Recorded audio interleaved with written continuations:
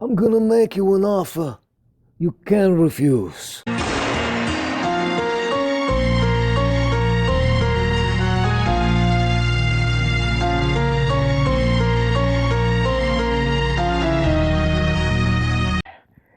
And it's time for another unbuckled, bumpy ride with your guide, the stark raving LEAN-atic himself. I'm Jim. Let's jump right in again.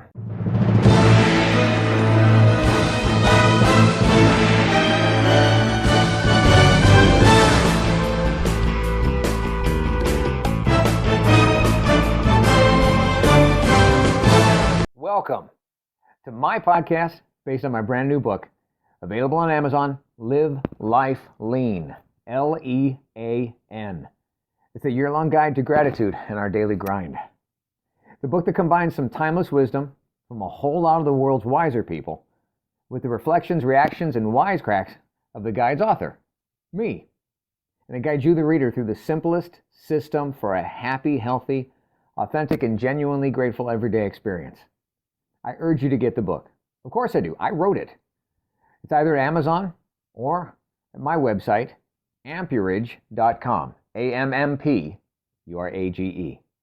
But even without it, let's make next week better than last, our next year better than the past, and get started now with today's episode of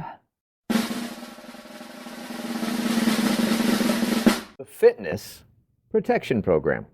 Sometimes when your body, brain, and all your metabolic byways have seen too much damage, like a witness to way too much carnage. And I spelled that way, W-E-I-G-H. You've seen way too much. You gotta hide. You must hide away from all the negative. Like a witness to a terrible act, you need to be protected from the ones who committed that crime. Who are the guilty parties to your personal gourmet gains and your sometimes feel like a loser losses of willpower? Well, you are public enemy number one, but you already knew that.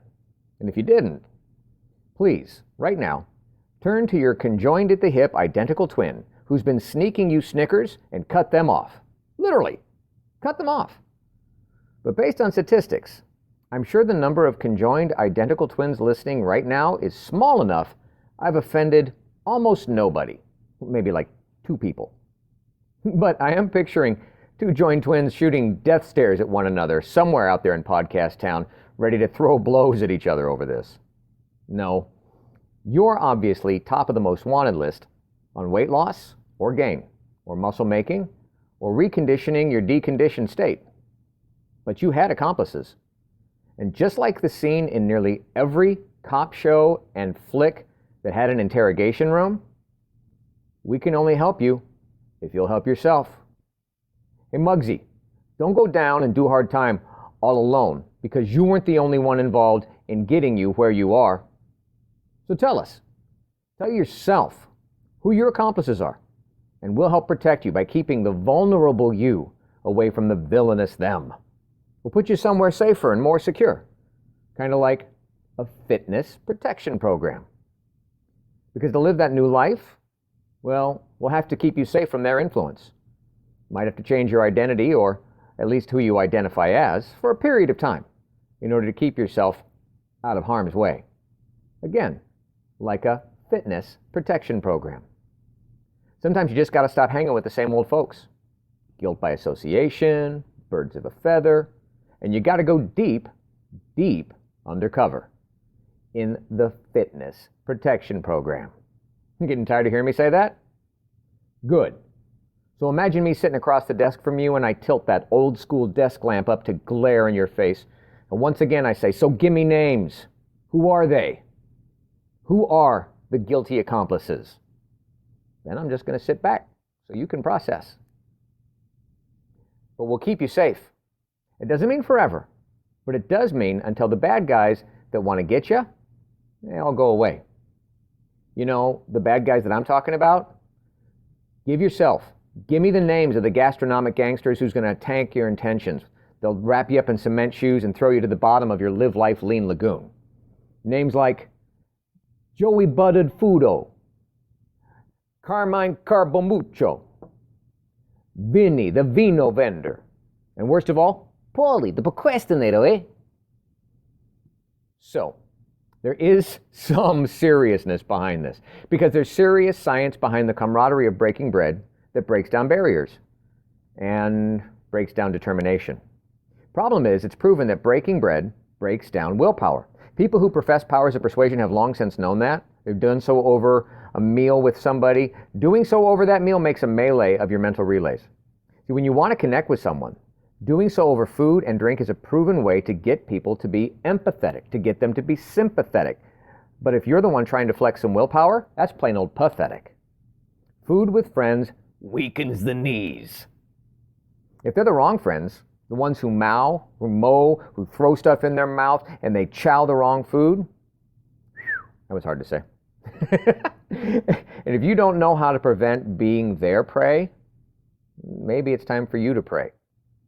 Pray for yourself, not on yourself. Have that conversation about your desired conversion to the new you. But have it out loud, and then listen to yourself. It's okay if you're out of practice. Just speak more from what you want to have happen, and worry less about how it's supposed to sound, if someone was listening. Reminds me of one of the most successful movies where the storyline was centered on the witness protection program, starring Whoopi. It's called Sister Act. It's where a second-rate lounge singer witnessed a first-degree crime and went into hiding disguised as a nun. Sister Mary Clarence. No, I don't think Whoopi actually did the terrible Irish accent I just did.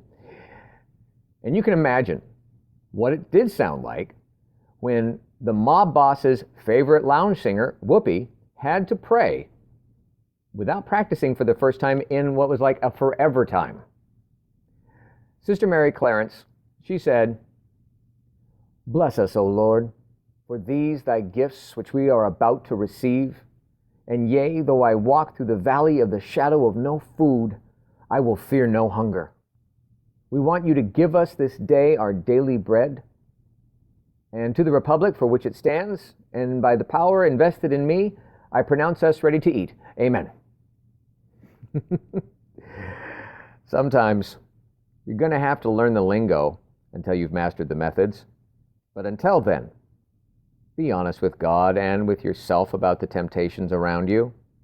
No, not the lounge singing impersonators pretending to be the original temptations.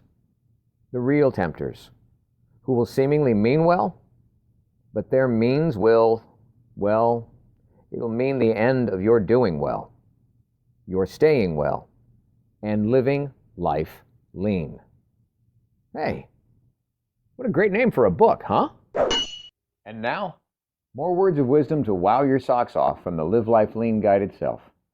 Entry number 140. If thy brother wrongs thee, remember not so much his wrongdoing, but more than ever that he is thy brother.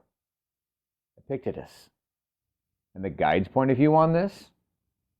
And occasionally, you should go out with your brother and raise a little Cain, so long as you're able. Yeah, I spelled them Cain and Abel from the Bible. So what do you think about this? Using the Live Life Lean guided system, what have you learned lately that's new? What have you earned that was not just handed to you?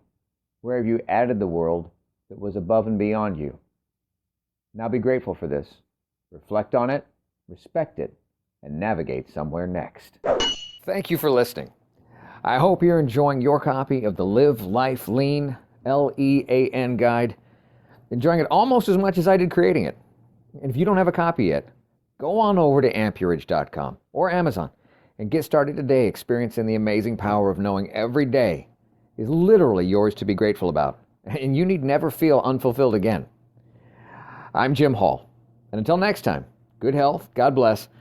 And now, go get a little dirty learning something new. Earning what's not given to you. Adding to this crazy world that we share. And navigating your way to something new and next.